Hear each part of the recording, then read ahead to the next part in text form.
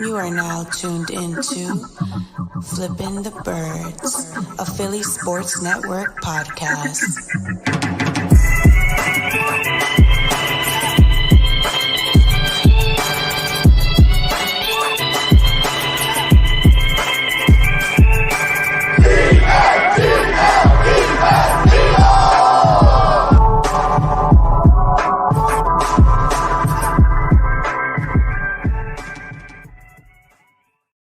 What's going on, Eagles fans? Welcome all to episode 104 of Flippin' the Birds. I'm Bryan Cameron alongside Morgan Burkett and our special guest today. We have El Parcero Philly and we have Lord Brunson. I'm going to say Lord just for now.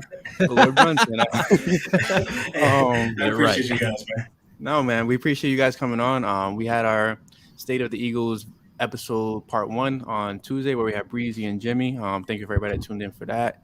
And now we're part 2. I know it's Thursday night football, but I mean, if you're Eagles, you don't want to see Cardinals and Packers. You don't want to be that depressed right now, knowing your team is nowhere near that echelon of play.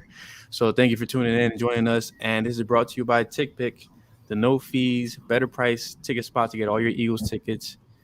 And let's get started. How you guys doing today? Said at the beginning this time. I had to, bro. I don't want to be haunted by this, the advertisements. Yeah. Well, Chris is gonna pop in the chat 1 second. Yeah. But somebody's taking a break. He's consistently on. The weirdest thing in the world. I had a few ex-girlfriends that are like him.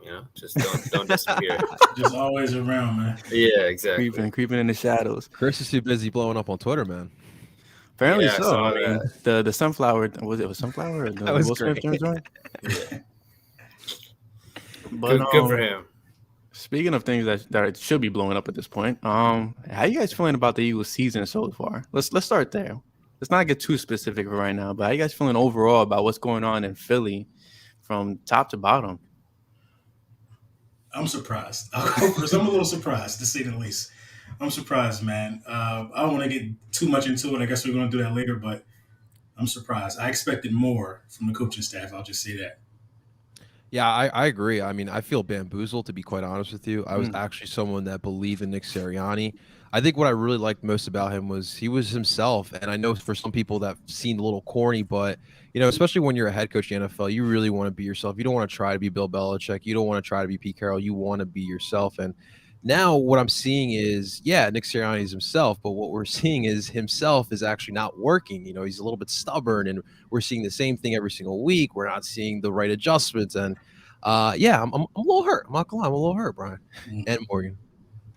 So I have a question about that because we're saying Nick Sirianni. Let's just dig right into it. I got my wine. I don't usually drink wine, but lately I'm feeling a little, a little sympathetic. See what you did, Eagles? Yeah. Change man. We blame Sirianni, right? But Morgan and I spoke about this. The RPOs, it's the responsibility of the quarterback to let, choose run or pass, depending on what the quarterback sees. Obviously, our quarterback is not choosing the right decision, which has led to the lack of run. But on top of that, I understand Sirianni deserves blame as well because he gave Jalen too much free range over the offense early on. Because if you remember 2016, Carson, they limited the playbook for him. They wanted to take it slow, opposed to Sirianni when the Eagles, they just burdened him and like they're trying to run him to the ground. How much blame do you feel should go towards Jalen Hurts? And I know you're wearing a Hurts season hat, so I'm gonna take it easy tonight. But I'm gonna keep it all the way 100. How much blame do you think Jalen should get in this matter? Brunson, how's that rent first off, man? Listen, it still due. It's still we ain't go collect it yet. Luckily, we're going through COVID right now. Right, exactly. The mail's slow, man. You know how it is. Jalen Hurts, I'm gonna say gets 25% of the blame. Okay. I know that may be a low number to some because the jury is technically still out on him. But when you have a guy like Nick Sirianni being a head coach, it's his responsibility to limit the amount of mistakes Jalen Hurts can make. You don't limit the quarterback mistakes by putting him in a situation to where he has 4 options. Mm-hmm. It's just too much for him to think about. Absolutely. You know what I mean? And then you send him in a battle with his hands tied behind his back with just taking a run game away. Now you've made him one-dimensional with way too much to think about. You know what I mean? I think Nick Sirianni, could have did a better job of bringing him along. I'm just shocked that he don't have more turnovers than what he has with the control that he had over the offense, to be honest. Yeah, I mean, only four interceptions so far, which is actually surprising to say the least. I agree. I think I'm right there with Brunson there. I give him around 25 to 30% of the blame. Like, I feel like the last two games, when you watch the tape, like, I feel like there's a couple throws that Jalen would probably want back. And I think that if he would have made those throws or would have read those reads a little bit quicker, then it would have been a different story. But that it's evident he has way too much responsibility right now on this offense.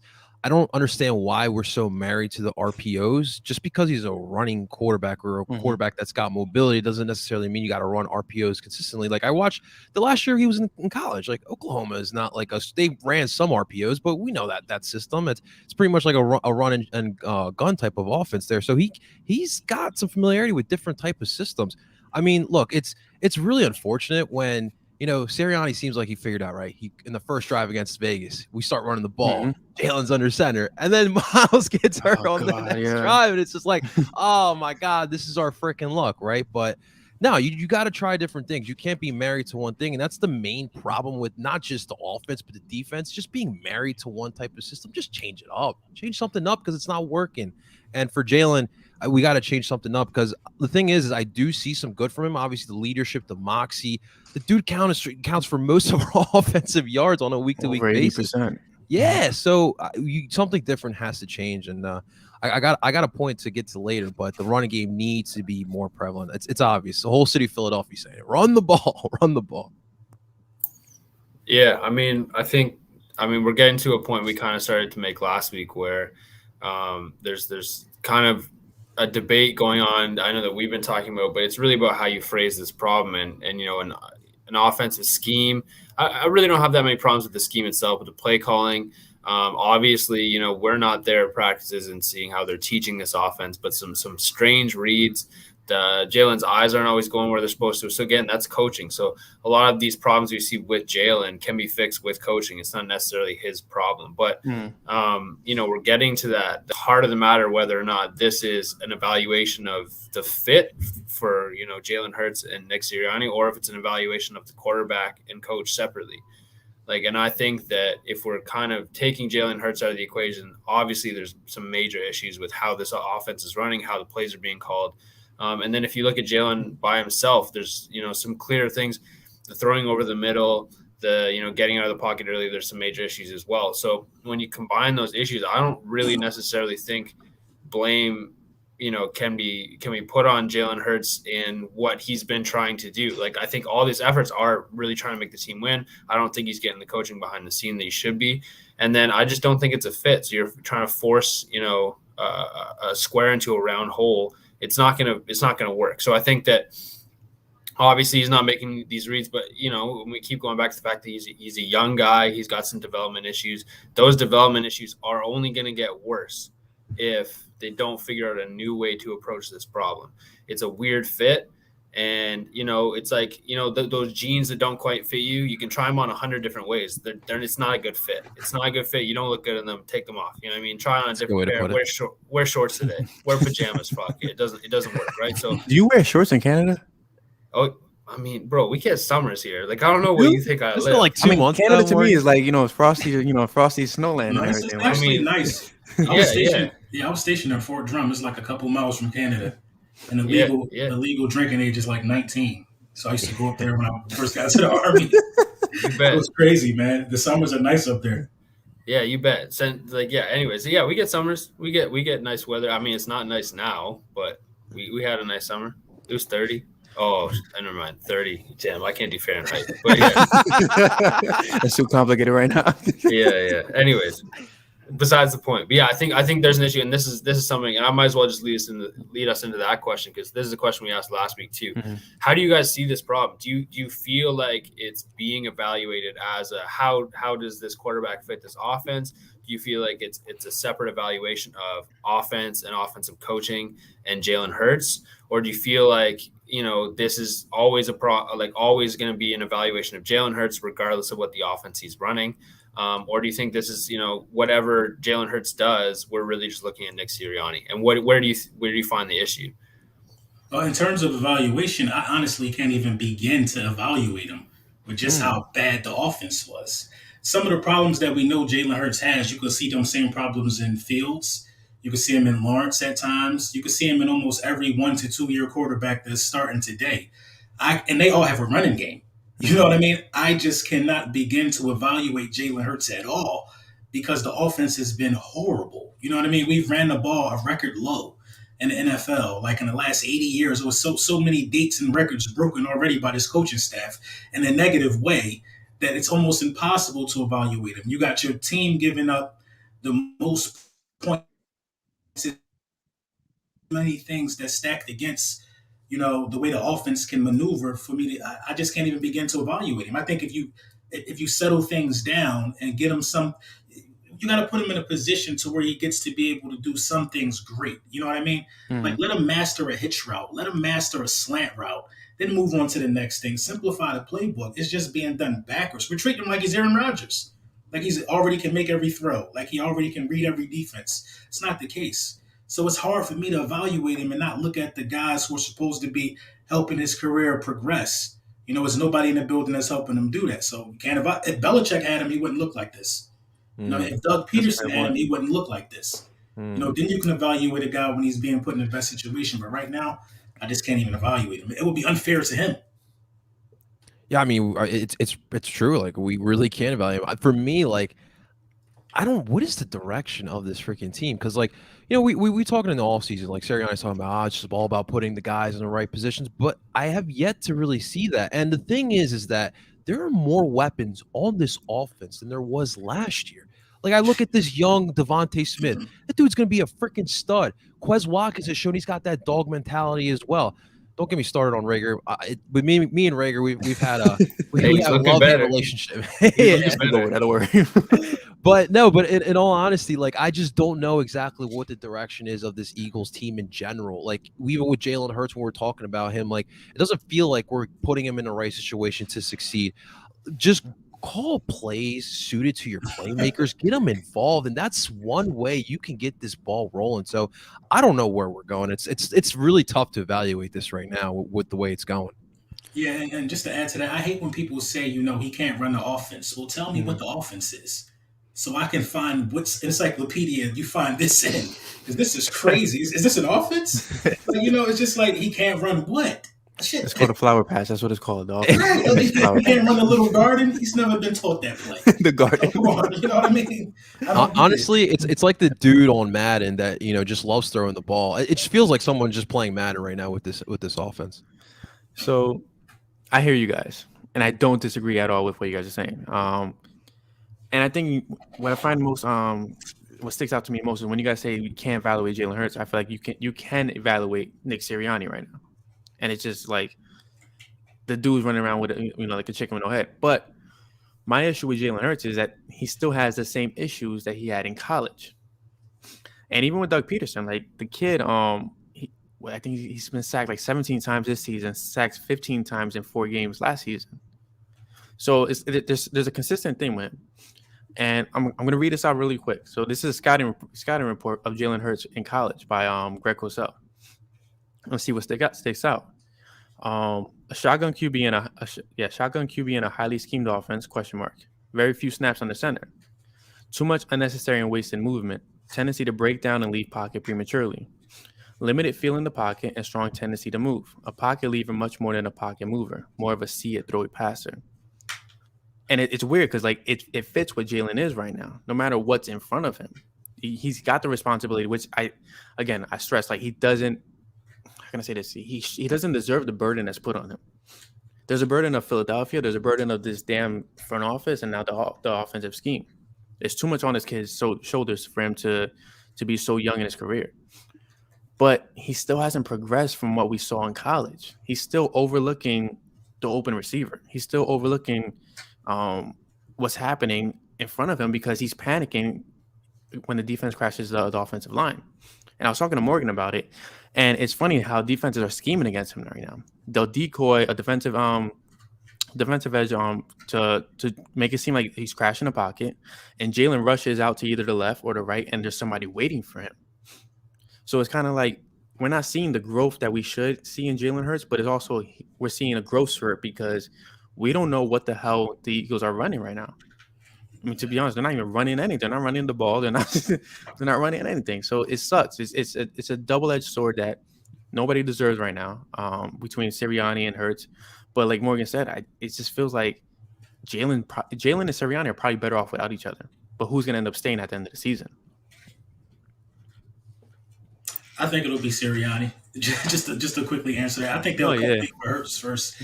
But just to add to what you were just saying, if you got to break a quarterback down, like you got to make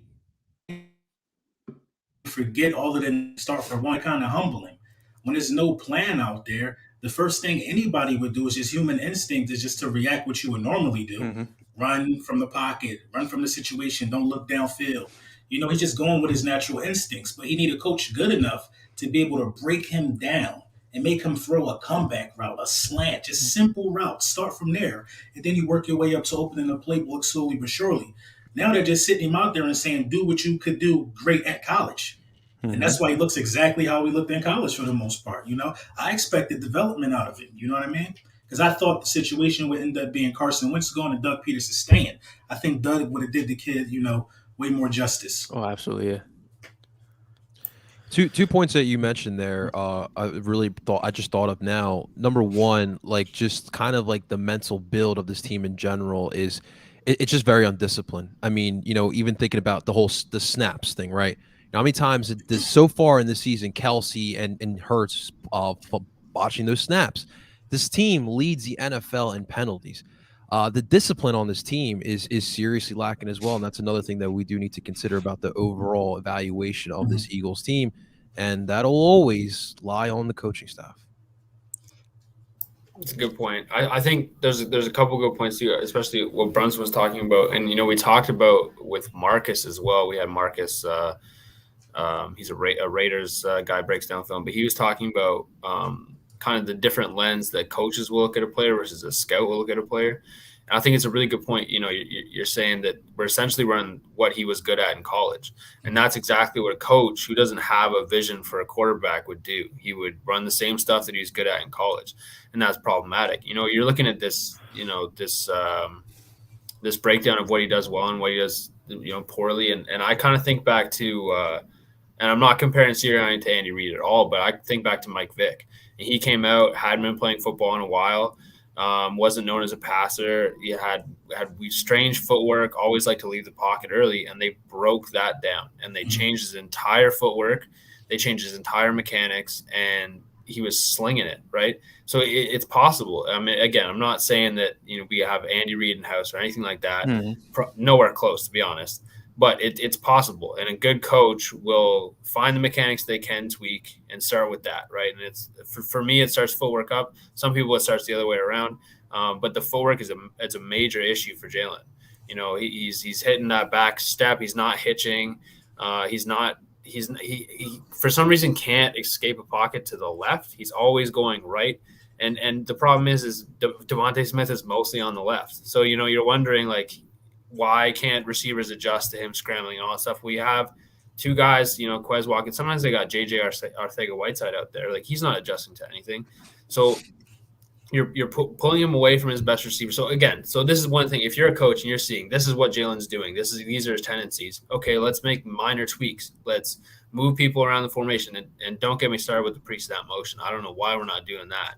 That's ridiculous that we're last in the league in that, because that's the whole point of this offense. I thought on paper, most people thought, is that it's interchangeable. We can move people around. So a lot of these issues, although they are Jalen Hurts issues, and although they have been, pervasive issues that existed, there's no, direction. And again, we're all kind of talking about what is this offense? What is the direction? And you can make minor tweaks where it's pretty obvious. You could start running the ball 25 times a game. We would go, okay, there's a direction. That's what we're going to do. We could, it's like, it's that simple. It doesn't have to be a big thing, but just, it's a different offense week in, week out. And once the screens stop working, it seems like Sirianni doesn't know what the heck to do. That's what it looks like. One thing to remember, guys, 11 starts for Jalen Hurts in his NFL career. But the issue with that is you can't look at it like that. Here's why. And it's funny because I wrote about this morning. You can't treat Jalen Hurts like he's Ben Simmons. You get me? Oh man, He's not a rookie anymore. But in the NFL, they draft a rookie, right? Aaron Rodgers. They drafted Aaron Rodgers. They had Brett Favre. He rode the bench for however long, and then he came to the league. I mean, came to as a starter. That's usually like how you're supposed to do it. You get me? And Jalen did have the 4 starts last season, but the issue in him, and like it's no different from like I don't know. To me, like there's a little bit of difference. We saw more confident Jalen Hurts last season. We saw a kid that could stand strong in the pocket and knew what he was doing, and he was passing to a bunch of scrubs that just wouldn't catch the ball. Now he has a Devontae Smith. He has a Dallas Goedert. And it's just like there's no confidence out in his arm. It's all the confidence is in his leg game. And I do listen. I 1,000% blame the offensive staff. The fact that he has a QB coach that's known him since he was a kid, and you have not helped this kid in the NFL is mind blowing. I don't get that. The fact that you had Shane Steichen, who, depending on the Chargers fan you ask, kind of helped Justin or didn't help Justin, is with this staff is not helping him. He's got a weird track record. Nick Sirianni, very weird track record. Nick Sirianni, who came from the Colts, who, Phillip Rivers, Andrew Luck, Jacoby Brissett, they all did well with the Colts. And it's just mind-blowing that nobody can get this right. I don't understand it. Like, I'm not saying, like, off Jalen, like, let's go to Matt Corral. I'm saying, like, if something's got to get it. It's just a weird situation. It doesn't none of this makes sense at all. It doesn't. I totally agree. I honestly feel like that the problem is going to stay. I don't think no quarterback on our roster can run this offense. I think it actually gets worse if you put in a guy that's non-mobile. He's either going to get sacked a lot, or to not get sacked, he's going to throw the ball way too much and throw interceptions. I think the offense is that bad. I don't think a quarterback change fixes the offense. When it's time for people to start firing coaches, whenever that time happens in Philly, you need to do like 4 of them. It's like 4 guys that got to go. Yeah. It's not just Sirianni got to go. Jalen homeboy that he grew up with. I mean, it ain't doing him no good. You got to get somebody that don't know him to break him down and tell him, like, listen, you're not all that. Like, you got to get the basics down first. Footwork, which probably will be last for me, because that's going to be the hardest thing to get him to change, because that's his strength, his legs. But yeah, man, get somebody that's going to tell him, man. Like, somebody got to tell it. The team is soft, man. The team is soft from top to bottom, man. I can't. It makes me so mad because I can't even, have an intelligent conversation without somebody just staring at me like, "Oh, you're really passionate about this." We soft. We don't run the ball. It's to the magnitude now that when we do run the ball, somebody's bound to get hurt because they haven't been that physical all year to run into somebody and block them. You know what I mean? Everybody's forgot how to block, forgot how to be physical. I look at Rager blocking on offensive plays. He don't even want to be out there, it looks like. Oh, the kid gives up at like first quarter. And the first quarter, he's already given up. Dude, I have given up on, pointing it out because people think I'm bullying them at this point. I'm like, bro, if he just push somebody, get angry. You know what I mean? You're a first round pick. Like, why are we telling NFL dudes to get angry? It's just frustrating. And that's the mind blowing thing, because like, why are we telling NFL coaches how to do their job? And I said this like a couple podcasts ago, like, Philly fans know way too much about the organization. They know way too much about football. It's all we know. Like, we just know way too much, and you can't bullshit us. It's hard to bullshit us. It's very hard. We see what it is, and we call it out for what it is. Jalen Rager, he's soft. Let's call it like that. The kid is soft. He has a soft mentality, and he's soft. Like, he can't run routes very well. The kid, nobody knows what he does well, except for his college tapes where he did, the screen passes and the runarounds. Crap. This is the NFL. Yeah. Quez Watkins is the only person that's shown that he can actually get better. Last year we didn't see him at all, and this year we're seeing him blow by people, and he's the second leading receiver. Devontae Smith. Devontae Smith. We know what we expect out of him, but the issue at hand is like Jalen's gonna get the shit end of the stick no matter what. It's gonna, they have 3 first-round picks. They're bragging about it through media members. They got 3 first-round picks. Howie said, "Hey, we're gonna really evaluate Jalen," and then he's freaking traded for Gardner. Nobody wants to see Gardner, but they traded for Gardner. It's working against them, and that's why I personally believe, like, cut the bullshit. Let Jalen benefit from a different coach. Get Nick Sirianni the guy he actually wants, because I think Nick Sirianni came for Carson Wentz. I said the same thing. At this point, get him out of here. Listen, Carson Wentz and Zach Ertz got a second win. Zach Ertz' first game, longest touchdown pass of his career. Carson was on a 3-game winning streak. At this point, look. Let the kid I ain't live. gonna be mad if you get him out of here. Like, just to see this product, I'd rather not have him on the team as well. Facts. It's that bad in Philly right now. Yeah. It is. It is that bad right now. All right. And and speaking of coaches, they got to get rid of Chris's doppelganger, man. We got a 27-year-old. Ironically, yeah. Let's talk about defense now because the linebackers, they got to get rid of everybody that thinks they're a linebacker. What the hell's going on with the defense? Fletcher Cox is calling out John Gannon. Nobody's being aggressive. It's sad that the offense is that bad. That it can possibly get worse. Yeah, it's bad. The offense is that bad that we forget I forgot about that the it can defense. get worse. We have to talk about the defense. Yeah, It really can. It really can. I mean, talk like, about being soft. do we have to? We could just Plays the not. ball. We got. I mean, it's wild. Like we thought It's that so this defensive line was going to be so damn. This is what sucks about being Philly fans as well, because we zero in on the draft and we're like, yeah, this is a win. Milton Williams is a win. Nothing's happening. Derek Barnett, nothing's happening. Josh Sweat even has kind of regressed this season. Fletcher Cox is being used to guard running backs. And they're not being aggressive. They're not pressing the line of scrimmage. Like, I don't know what I'm watching anymore. Like, I feel like just going out there and I feel like I have a son out there somewhere and I got to coach his JV team. Like, I don't know what the hell's going on anymore. It's so frustrating. The crazy thing about the D line is that they're like first in pressure rate or something like that. That's just so ironic to me. And then then it gets even weirder. Josh Sweat is like in the top 5 in pressure rate. Mm-hmm. But we know we have that firepower on the D line, but we're going to play the most ice cream soft vanilla zone that you could possibly play. But is this Dairy Queen soft or is this like Mr. Softy in the hood soft? Bro, it's like the Mr. Softies in the hood, but you just left it on the counter. The shit half melted. It's softer than that. It's like soft. That's soup at this point, yo. Right. You might as well get a straw. I mean, I don't get these references, but We just confused Mr. Canada, right? yeah, I don't understand. But yeah, it's an issue because this is exactly the opposite of what you hired Jonathan Gannon for. Like, this is supposed to be the next great defensive mind in football, where he's going to do all these different things, and at the end of the day, even if he's not that guy, okay, you have this defense where you can keep it pretty simple. I mean, Jim Schwartz, you're looking for a simpler defense. You won't find it. Like, you know what this defense can do. And that's the thing is, like, on offense, it's saying, like, okay, like, at least we can do what Jalen Hurts is good at in college. Well, for the defense, you could have just done what Jim Schwartz is doing, and you'd be all right. You'd be in the top 15 probably, just based on who's on the field. We even upgraded in this, like, upgraded in the secondary. I'd say we're definitely a better secondary than we were last season. Avonte Maddox is looking way better. Like, you could have just done the same thing and you probably would have been okay.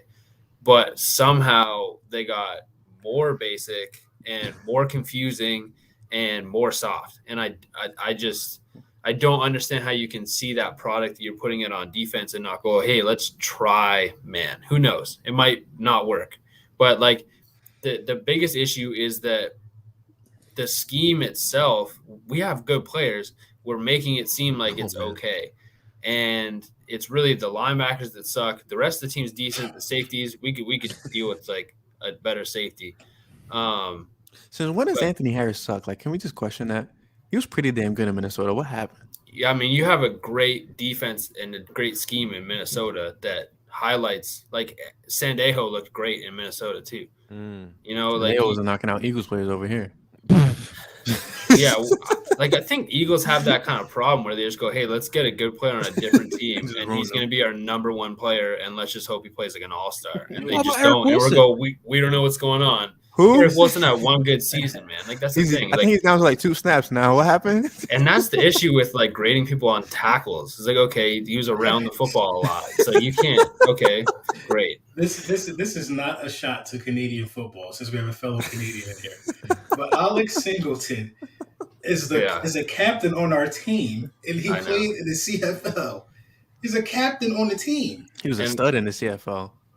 Everybody is stud in the CFL. But when it's time to come over here, they are fourth stringer or practice squad, and they You gotta play go their the other way. position. You Right. gotta go the other way. Warren Moon went the other way, and that's how that's Not many Warren Moons or Jeff Garcias anymore, man. That's for sure. exactly.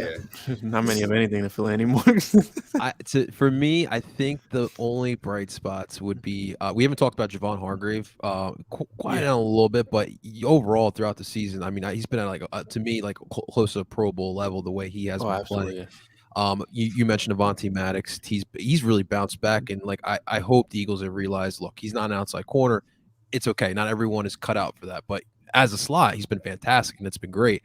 But we talked about in the beginning being bamboozled by Nick Sirianni. We got catfished by Jonathan Gannon. Straight up, we got catfished by Jonathan Gannon.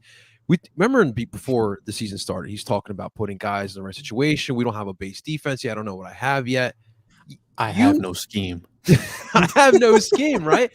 We've been through 7 games, Jonathan Gannon. I think that's enough time to kind of see exactly what you have. You're not coaching to the strengths of this defense. Fact of the matter is the D-line, look, I hate Derek Barnett. I'm ready for him to go. But you still have to that D-line is your strength right now. And you're making them play a soft defense. Darius Slay, look, big play Slay. Look, he should not be playing in zone every single down.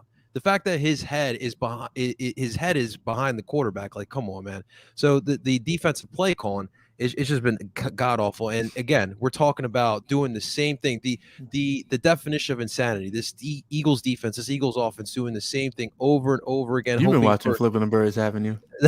You've been watching us. It's a PSN family, baby. It's a Brian's PSN got family. just like written on a quote on his wall or something. It's like somewhere that. around here. I'm thinking about where to place it right now. Yeah, but it's literally the definition of that, and it's so like watching Derek. Look, Derek Carr has been great this season, but we made him look like Peyton Manning out there on Sunday, and it was just absolutely terrible. And you know what? 90% completion. Yeah, he was accurate. I think B West put out the graphic. He did the breakdown throughout the whole field, and oh my God, he picked us apart. Green Sharpie is smeared. Everything was open. This is gonna be a green Sharpie. Everything was green. And you know what scares me? Like we seen these running backs, Kenyon Drake last week, Leonard Fournette, DeAndre Swift, and Jamal Williams. Oh God, we'll talk about that later. But I'm really worried this upcoming weekend. We might get Detroit their first W. We that sweet.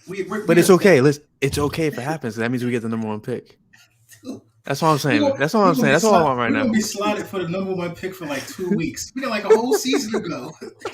I don't think we're gonna get that lucky to get the number 1 pick. It's crazy. Like, as long as Deshaun does not get traded to the Dolphins, we're getting the number 1 pick. I hope so. Have we ever had the number 1 pick in franchise history? I can't even think we have. Yeah. No, I think as high as we got was Carson. Really? That's right. Yeah. Well, that was also Trey too. Donovan was second, right? Yeah, Donovan was second behind Crouchy. Damn. Yeah. It's bad. I feel sorry for the defense. I feel sorry for some of the players on the defense. Like I feel sorry for Cox. I feel sorry for Slay. Cox is being asked to go out to the flats and make sure running backs who could make him break his ankle in open space don't go free. You're sitting Cox out there. Risking injury out there. You know what I'm saying? You're sitting Cox out there to be a highlight reel for an and 1 tape. Because he ain't going to tackle nobody in the flats like Kenny. It doesn't even make sense. Darius Slay is literally just there to exist unless he throws a tantrum and they make him travel the best guy the next week. That's the only way I see that, changing. The linebackers, Jesus Christ, man. Jesus Christ. They're standing around. They're just standing there. And my whole thing is that if you know they can't cover, send them at the quarterback at least. Mm-hmm. Give somebody an assignment. They literally just stand there. At least try it. Singleton's getting ran over every week. It's laughable at this point, the defense. They just lay down. They should just take a knee. They just go out there and whatever happens. There's no resistance. There's no toughness. It's literally just dudes just out there with their hands on their hips, knowing that they're being forced to play the most incompetent. This might be the worst Eagles defense of all time. Might be the worst defense of all time. Yeah, we've never given up this many guys that passed 80% or more. Didn't Patrick pass 80%? Tom Brady, did Tom? I think so. Bro, Tom Brady was playing Madden out there. Right, it was so easy. Sweating out, man. In rookie mode. Carr. Everybody knows that if you pressure Carr, something might happen. Right. You pressure Derek Carr. And also, too, the fundamentals on this team. We talk the offense, but the defense, the tackling is putrid, and that drives me up a freaking wall. Like Alex Singleton getting ran over 3 times on the same drive by Leonard Fournette. When are you going to learn that you can't tackle him from the shoulder pads? Get low, drop that butt. Like, come on. Like, how do you not work on that? How do you not, like, break this down and film, like, yo, Singleton, the next time maybe drop a little low. You're not going to be able to tackle these big back. Like, to me, like, it just feels like common sense, and it's just not reciprocating to these guys. Well, and it's part of the hits principle. So, like, they should be good at it. You know what I mean? Like, going to getting the football. Like, I saw some stuff. I remember watching preseason Eagles defense, and I saw some stuff in the preseason that made me think that they're going to do some creative stuff. To be honest, they had like a couple plays where they lined Jannard Avery up over the center, and then he just had a 2-way go. You know, either A gap, he's going to blitz, and like we haven't even seen that. Like again, Jannard Avery. Against the Falcons, you know, you put him in space and he looks lost. He's got noodle legs. He kind of trips over himself. But he's a big dude for a center to handle, especially coming full speed. So, like, if that's all you're going to do, and he's just going to stand there, and he's going to stand over your center, and he's going to go A on the right side, he's going to A on the left side, and then you got Cox and Hargrave on either side. Like, that's a problem. Like, that's all you have to do. And I don't understand. Like, for some reason, this team on both sides of football has a really hard time doing the easy things. And the problem is, too, in my head, it's like you were talking about how this might be a historically bad defense. Like, on paper, we're not that bad because we do have really good players. Like, we're light years ahead of what the worst defense is just on paper because the D-line's stacked. Like, this is a number, like a top 5 on paper, top 5 defensive line. We're stacked. They got depth. I don't know where Ryan Kerrigan's been, but you know, on paper he looks really good. Just not in the stats column or on the field. But you know, we're stacked. Tackles now. Yeah, like those are probably like I don't even see those tackles. Like as soon as he's on the field, I shut off my TV. It's like, what's the point? Nothing's happening. But you know, we have a great roster. It's just like, I don't know how you mess that up. And I just think it's a problem of, for some reason, Jonathan Gannon thinks he's going to be able to play off zone until the red zone, and they won't score. I don't get that principle. The bend but don't break principle when you're playing Tom Brady, when you're playing Derek Carr, and when teams can run whatever they want on you. Like, that works if you can stop the run. You can't stop the run. Just plain scared, man. These dudes both one and done coaches. But they're going to get another chance. They both won and done. And it's a weird thing. So really quick before we move to the next topic, again, this podcast is brought to you by TickPick, where you could get your tickets for 10% lower on TickPick and no fees. So you could be standing, if you want to go to the link and actually watch the Eagles play, you can get your cheap tickets to watch the Eagles play, even though it's a little depressing right now. But so we see all this, right? This battlefield of just dead bodies. This feels like Endgame, where like Captain America's grabbing a hammer and he's about to, you know, say Avengers Assemble because everybody's talking to him in his ear. Imagine if people if nobody said that in Captain America's ear and he was just out there by himself, right? That's literally how it feels like for the Eagles right now. We've seen this issue last season. We saw, you know, how bad this offense was, how bad the defense was. We saw it the year before.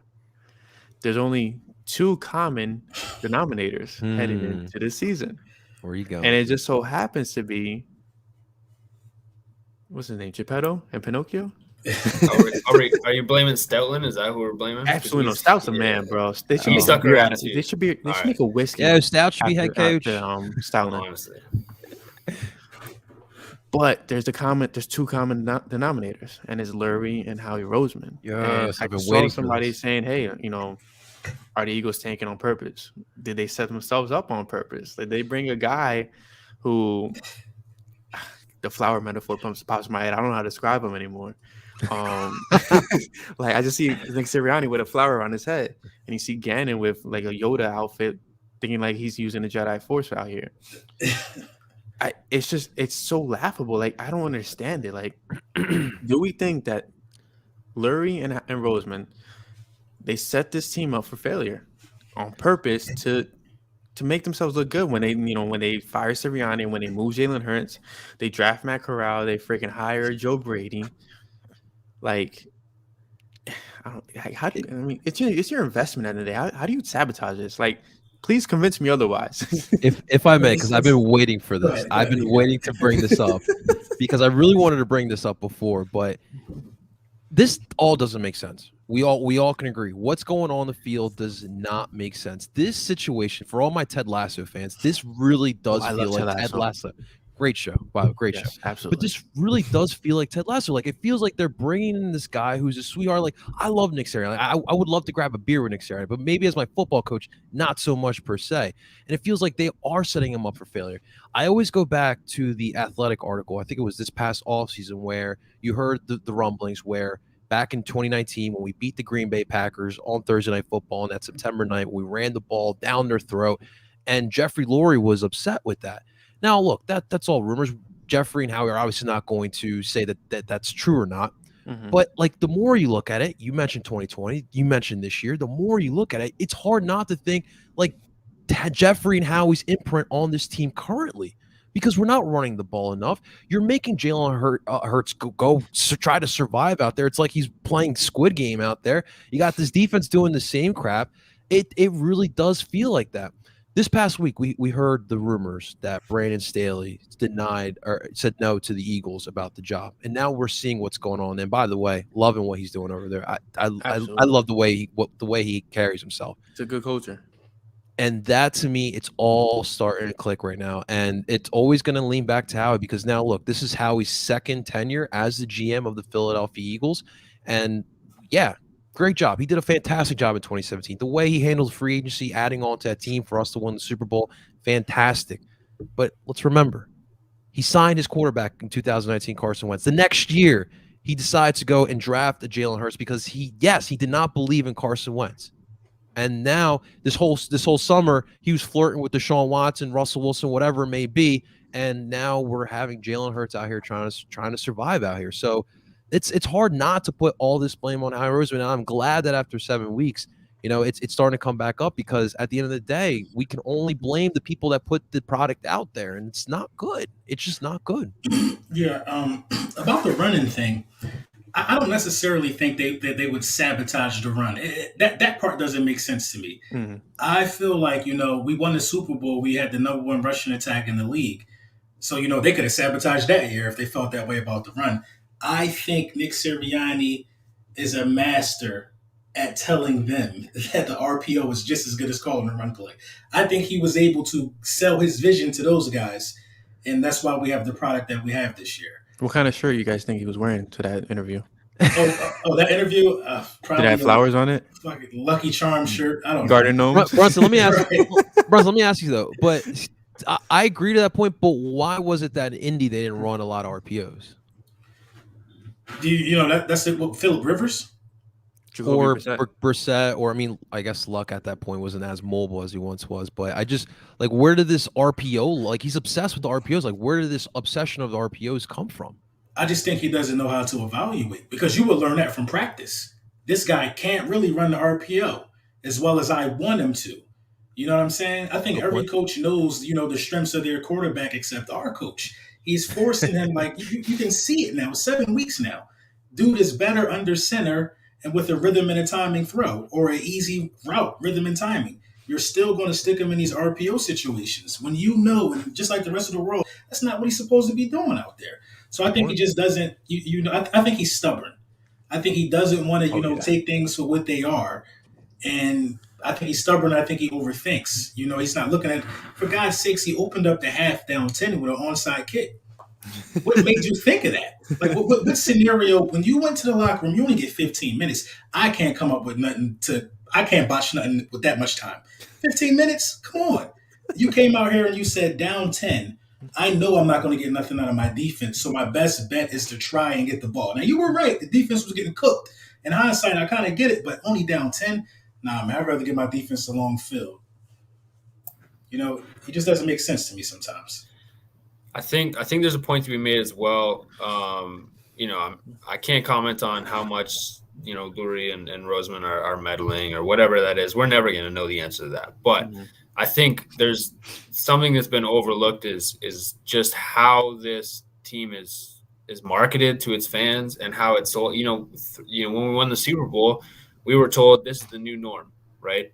This is how it's going to be. This is, and then going forward, it's like, okay, we're never going to have a rebuild season. We're going to have a retooling, and it just snowballs on you, right? Like when you make such blanket statements, you're setting, like, it doesn't matter if someone came in here and was a great coach and then Jalen Hurts didn't work out, you still have to reset.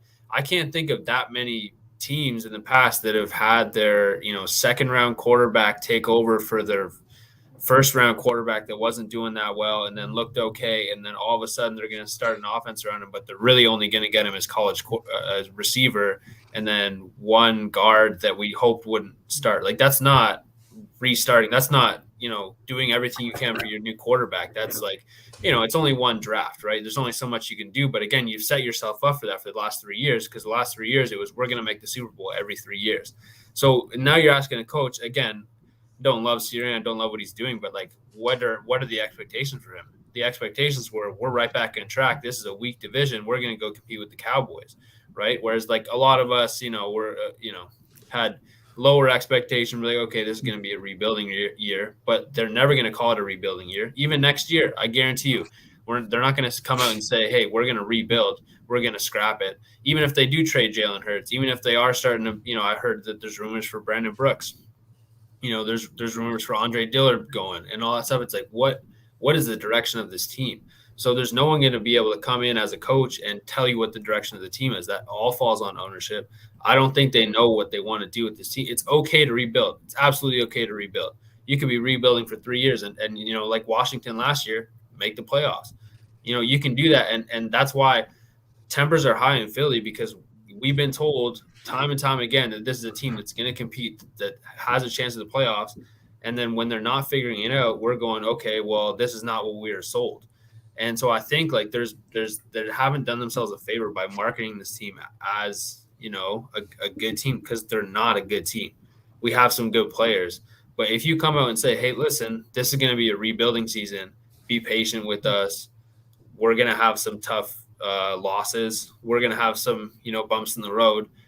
You get some sympathy. It is Philly. You're not going to get a whole bunch of sympathy, but you get some time. You get some, and then your coach goes, okay, I can try some new stuff. Like right now, I feel like if I'm Nick Sirianni, I really have to make it work this game. It has to be this game. It has to be the next game. I can't have a bad game anymore, because I've already had 7 bad games, or six bad games. So it's just putting more and more pressure on Jalen Hurts too. It's like the clock is ticking. Whereas it could have been, hey man, let's see how you progress. Now it's make a case every single game for why we're going to keep you. And that's a tough situation to be in. And I don't know how you win in that situation. So man, that's all it is. I'm going to ask you guys a question. We're all 3 grown men on the podcast. I mean, 4 grown men. I'm including myself. We'll allow it. We'll allow it this time. We've all had friendships growing up. Like, we've all done mistakes growing up. But I'm pretty sure you've all been in a scenario where you guys messed up one thing, and then you're trying to fix it by replacing it with something that's not as good, but just, trying to get that to fit the mold, even though it's not going to, because you're trying to fool people into believing like, hey, I'm still good. We've had those kind of issues. I mean, a lot of people have messed up their friendships and blamed their friends for certain things. Howie Roseman is that guy right now. Who? Oh, Howie Roseman is that guy right now. And I wrote this in an article this morning because it makes sense. He drafted Jalen to honestly be a backup, but he didn't talk to his franchise quarterback about it. He didn't talk to his coach about it. He thought, I'm making the right move for the better of my guys. I'm looking my guys out, even though it wasn't that. He brought in Nick Sirianni for Carson Wentz. It's pure as day. Like, he brought in Sirianni to coach Wentz to bring the best out of Wentz. I see what you're doing.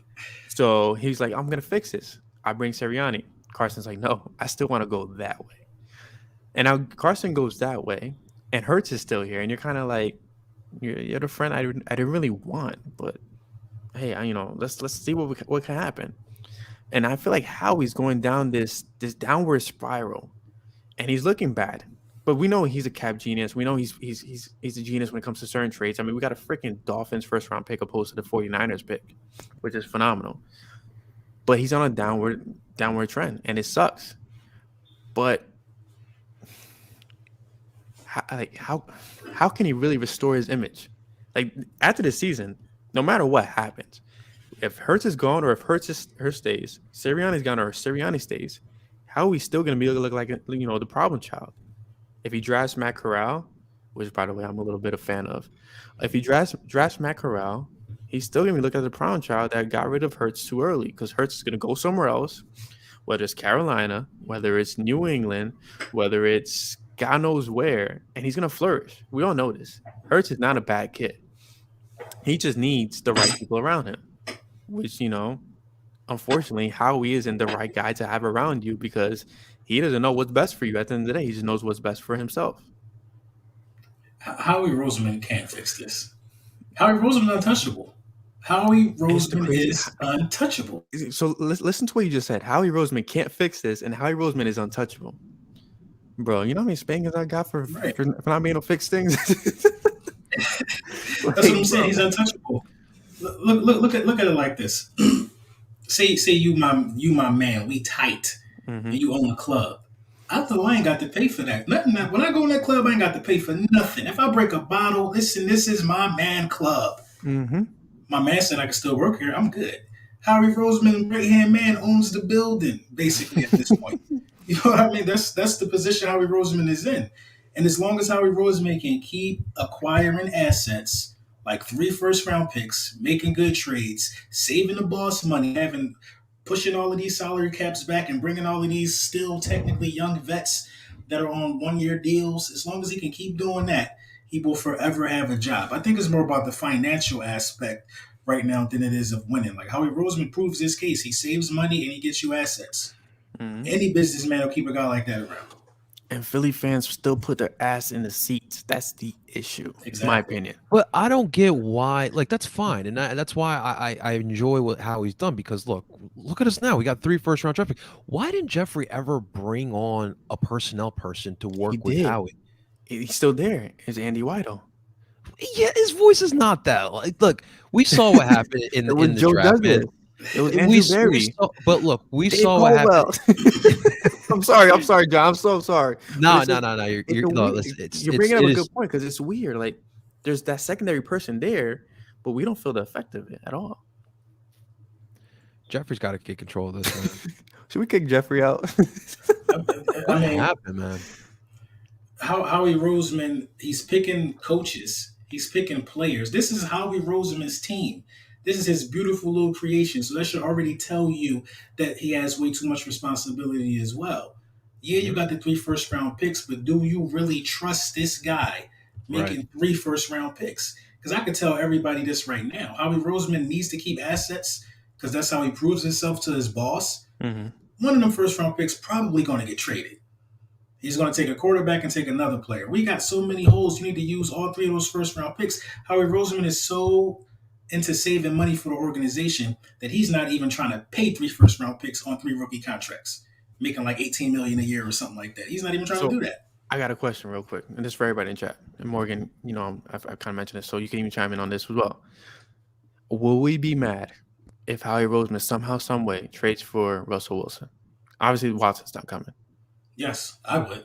I would be upset. Yes. Okay. I'll be mad if it would have to be Patrick Mahomes or nobody else. Wow. It would have to be Patrick. No, I'm gonna tell you why.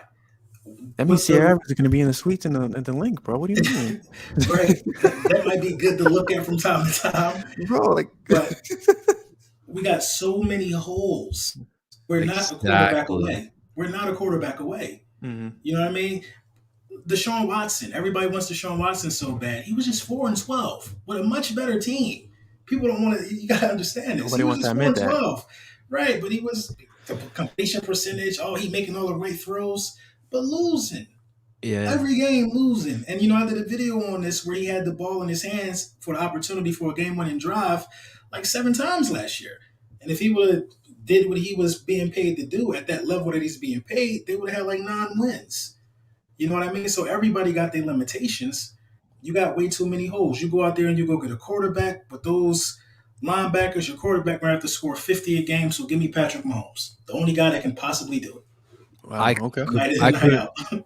I couldn't agree with Brunson anymore. That's exactly how I've been chalking this situation up. Like I literally had this discussion like an hour before we recorded with my girlfriend's brother. Like, look, yeah, Russell Wilson's nice. Yeah, Deshaun Watson's nice, but I know the quarterback position is the most important position in sports in general. I get that.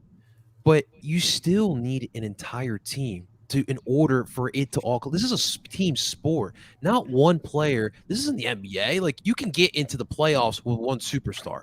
You might not win the finals, but you'll get into the playoffs. It is so hard to get into the playoffs with just one star player. And if that's a quarterback position, sometimes you see it, sometimes you don't. But this Eagles team needs a lot more than just the quarterback. Heck, this Eagles team needs an entire new defense.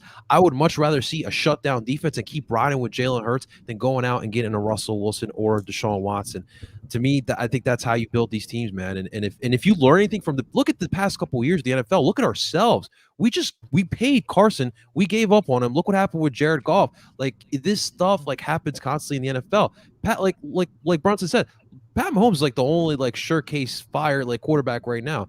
Obviously, Tommy Boy is Tommy Boy, but besides Pat Mahomes, there's really not much other than that. So I'm not going for any of those quarterbacks. Here's my case for Wilson, and I feel like it's an you better interesting make me discussion happy. because Are you better make me happy right on the podcast right now? I think they're making. I think both of you guys make great points. This team is not just a quarterback away from really competing and being a perennial playoff team and everything we want them to be. I'm fine if it's not Wilson, that we go 3 defense in this draft and we don't get a quarterback and we rock with that. Like that's how I've been saying. I mean, I've been saying this for a while. Like you need to retool this team. 3 first-round picks is the way to do it. The difference I see with Wilson is about winning culture. Like I don't necessarily trust Sirianni to get a first-round quarterback and train him to do everything that this offense needs you to do. I don't know if he can do that. I trust Russell Wilson to bring his offense or whatever he knows about it. Like he's been on a team, for a long time with Pete Carroll, who's a defensive coach. I know he's going to have, his say on the offense, but it's been Russell Wilson's offense for a long time now. He knows what he needs. And I could see Russell Wilson coming in and be like, hey, Sirianni, for lack of a better word, fuck what you're doing. We're going to do what I do. And I think that will be helpful for this team. And that's what I say Russell Wilson, like Deshaun Watson's not going to do that. I don't think Deshaun Watson knows what he needs except for I'm not going to go there either, but there's more than just that issues. But as a quarterback on the field, like he's still developing too. But I think Russell Wilson could come into this team and be like, "This is how we're going to run it. I know what I have. Here's how we're going to do it." And I think that would be helpful. I'm not saying that we wouldn't just be a different iteration of the Seahawks. Like that's all we are. Seahawks were a bad team that made it because of their. Well, they had some pretty good defenses throughout there, but mostly they've just been making the playoffs on the back of Russell Wilson for the last couple of years. So I think that the Eagles could be that team. If it's trading all 3 first-round picks, I'm not necessarily for it. But if we can, trade 1 or 2 of these picks and a future pick, I don't know how much he's going to go for, but I'm thinking it's going to be something around the, maybe what was we the can sign Stafford him. deal, if I may ask? Well, see, he's like we could sign him, but I don't know if. I don't know. The Matt Stafford deal. He was one first-round pick. And golf. That's right. I think so. Rams sent 2 first-round picks. Yeah, he's not. Okay. Wilson's not coming to Philly. That's the thing is if you don't get any first-round picks this year, then on paper right now we're not there. But you get one first-round pick. You get 1 first-round pick. You pick up some in a third. I like how how the Seahawks did it though. The Seahawks they built the defense and they just dropped Russell Wilson in the middle of it. Mm-hmm. Right. It was like that's same thing. how you should do it. Yeah, that's how you should do it. Like they built the team up, and then when they realized they were a quarterback away, they just happened to luck up and draft the guy, man. And he was just a missing piece. Even looking at Russell Wilson, it just makes me mad. Something Howie said about a couple months ago. He's like, I couldn't pass up on a chance to draft the next Russell Wilson. And talking about Jalen Hurts. Yeah, but then I looked at Russell Wilson's, rookie season. He didn't have one 300-yard passing game. He only had 2 games where he threw the ball over 20 times. They brought him along slow. So you want to go draft a guy to be Russell Wilson, but don't copy the steps to bring him along? It's just like crazy, man. It's crazy. Oh man, beast mode back then. Right. You know what I mean? I mean, we got Miles Sanders, who's close enough for me, but that's what drives me to thinking Russell Wilson comes to Philly, because it's a weird man crush going on between Lurie and Roseman that they have for Wilson. They thought they were going to land Wilson before the Seahawks ended up drafting him before them. Like, they thought Wilson was in the bag for some weird reason. Like, they loved this kid. Now he's a grown man. And I completely agree with Morgan that, if he does come, it's a culture change. It's a culture shock. It's, it's going to help the offense. Mm-hmm. But it comes at the sacrifice that Roseman has to do his damn thing and pray to God that he signs defensive players that are on the lines of Javon Hargrave. It comes with that risk. Like, you got to hope that Jonathan Gannon can get this together too. Oh, you got to fire his ass. I mean, honestly, listen, it could work. Bryan, you know me. I always look at things from the whole Philly sport perspective. It would just feel like Bryce Harper coming here. Like, watching the Phillies. You can't say that to me, man. I remember that. But watching the Phillies, like, it's fun watching Bryce Harper. Bryce Harper was an MVP candidate this past year, but he was doing his thing. Yeah, it still hasn't gotten us to the playoffs, though. Because we have a lot of other holes besides that star outfielder. But think about it. If you bring Russell Wilson, you got a second-year Devontae Smith, who we know is an elite route runner right now. You have Quez Watkins, who shows he can make that jump. You have Dallas Goedert, who plays like a wide receiver but runs like a running back. And then you have Miles Sanders, hopefully a healthy Miles Sanders at that point. You have Kenny Gainwell. Russell could really actually, produce numbers here. He really could. Now you say it like that. He could really do damage. And like, what's to say? Like, one of those, like, say we trade 2 first round picks, right? We draft a quarterback. They're not going to draft a linebacker. We know this. But what if they draft Chris Olave from Ohio State? And you got Devontae Smith, Chris Olave, Quez Watkins, and you ship Jalen Reagor for like a 5th round pick somewhere. I feel like the biggest difference is we have an offensive line. Seattle hasn't had an offensive line since Russell Wilson's been there. I feel like that's the biggest. I mean, I'm not going to sit here and say that our receiving core is better than Seattle's, but that's the offensive line. Sensitive. It's a sensitive subject. Yeah. I don't think it's a bad idea after thinking about it, a little more and hearing you guys out. You guys are making some good points. I don't think it's a bad idea. I think Russell Wilson ups everybody's game. And when it was the last time the Philadelphia Eagles had a quarterback that was bigger than the coaching staff, bigger than the GM, basically the franchise guy. We haven't had that since Donovan McNabb. But at the same time, Donovan McNabb couldn't, overshadow Andy Reid. It was kind of even. There's no way in the world that Russell Wilson will go out there and continue to run this offense like this for 7 weeks and you don't hear a press conference. There's no way in the world. And one thing that we didn't mention, Russell Wilson is Russell Wilson. He has some star power. He could potentially bring other stars to Philly for a cheaper deal. You know what I mean? It's a lot of stuff that can happen when bringing in a guy of that magnitude. So listen, I ain't gonna cry if you give me Russell. I just might draft the 3 guys, but I ain't gonna cry if you give me Russell, because I think Russell got the influence to bring defensive guys and everything. Slade would want to stay. He got influence already. I mean, a lot of stuff. Yeah, I like it. It could technically point in the right direction if you bring a guy of that magnitude. And outside of football, I mean, he's huge. I mean, the guy is huge in his community. Like, people love him in Seattle. And on top of that, he brings Sierra with him, who people are gonna love in Philly. Like, it's a weird match made in heaven, but the Eagles will screw it up somehow. I mean, does he want to come here though? I keep hearing his name get tossed around.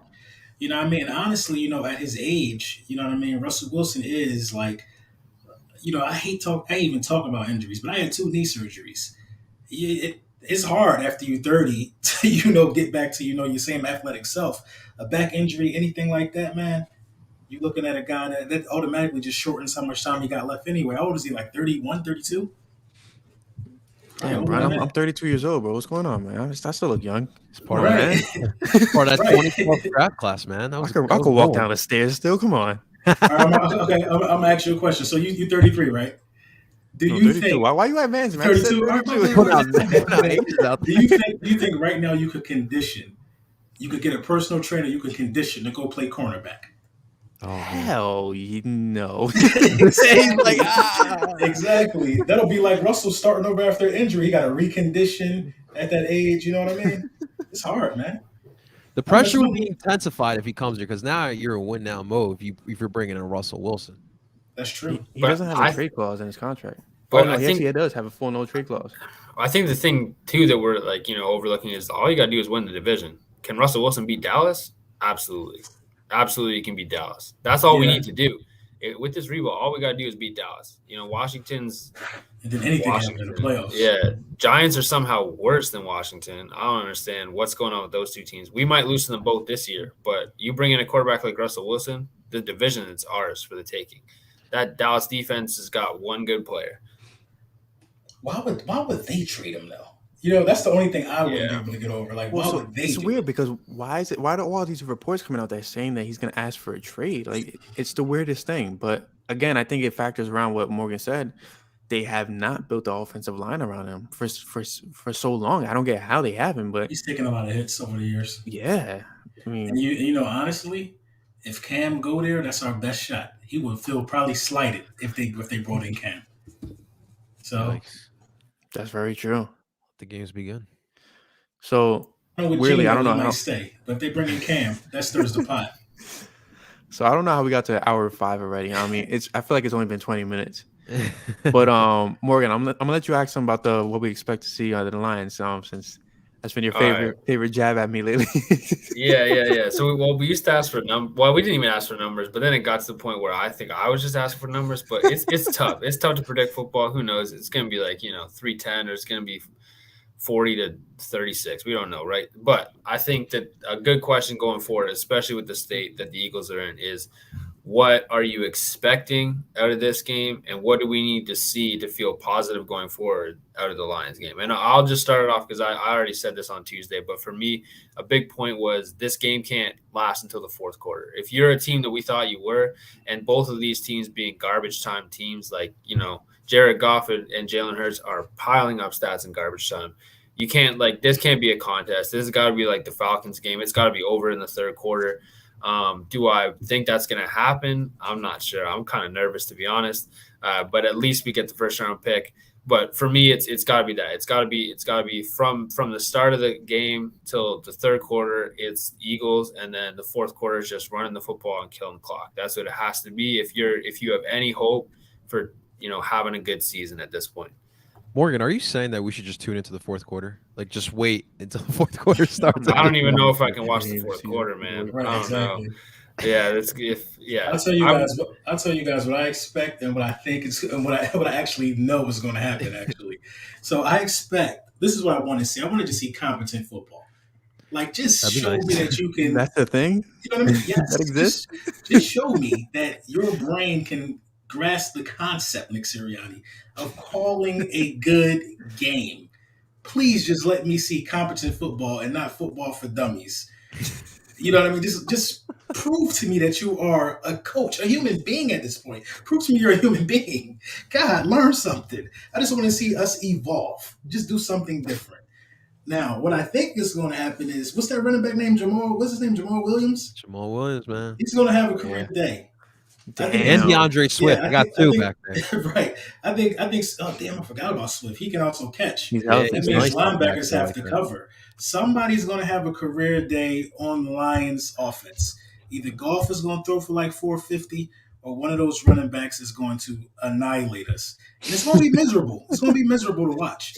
But I think Jalen will battle. I think it's going to be a battle. It's going to be kind of a firefight. But we're just not going to be able to stop him. Yeah, I mean, I think it's pretty short. I don't know who's going to win this game. Anybody got a coin and a penny or something? We'll just do a coin.